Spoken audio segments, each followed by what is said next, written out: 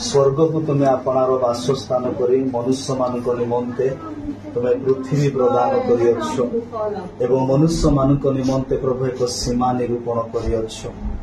सुख आ दुख भोगी होगापाई मनुष्य को प्रभु तुम्हें देछ। प्रभु आज एक दुखर परिवार प्रभु आमे परिवार मो भाई माने प्रभु आमे एकत्र होइछु सुदूर बालाखंडी प्रभु आम तुम्हें आशीर्वाद देल एक विलाप पाए मनुष्य को प्रभु तुम्हें देछ। प्रभु आज एक दुखर परिवार प्रभु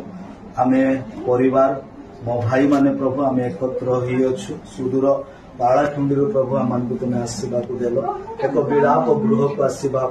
एक शोक संतप परिवार मध्य प्रभु आम एकत्र होगापाई प्रभु तुम्हें जान आ प्रिय हिमान सार को प्रभु तुम्हें बाल्य काल प्रभु एत बड़ सुजोग तुम्हें प्रदान कल जो ओडिशार प्रत्येक नर नारी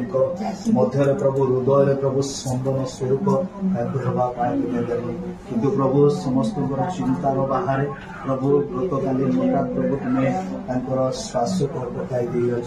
डाक्तर मृत्यु घोषणा कले प्रभु से प्रभु आम समस्त मर्माहत विशेषकर प्रभु इस समय माँ निमंते प्रार्थना करुच्छे प्रभु प्रथम आम पुत्र कहराइले स्वामी कहराइले आउ एक पुत्र कहराई प्रभु से बेसहारा तुल्य प्रभु से तुम्हें जानती पिता से तुम्हार पश्चातगामी अटंती कि प्रकार प्रभु से धैर्य पाइब कि प्रकार प्रभु से प्रभु आपना को सांत्वना जानूना कारण अपूरणीय क्षति जीवन में आसी अच्छी प्रभु दुईटी पुओ चलीगले स्वामी चलीगले प्रभु बर्तमान प्रभु से एकाकी आपणार आत्मीय स्वजन समस्ते आसी प्रभु सांत्वना दौरा बेले तुम बधुर अगम्य शांति सांत्वना प्रभु तुम्हें प्रदान कर जेपरिक तुम गौरव तुम महिमा तुम प्रशंसा निमंते अवशिष्टांश जीवन अतिबाहित कर तुम्हें कृपा कर पुणी प्रभु आउ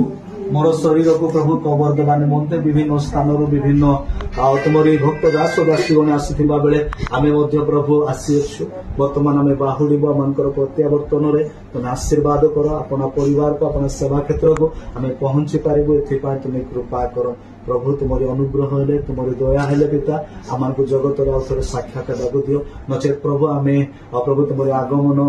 प्रभु आम तुम्भ निकटवर्ती हेबु ए तुम्हें कृपा कर परिवार को तुम हस्तर समर्पण करू प्रार्थना जीशु नाम मांगुछु आमेन।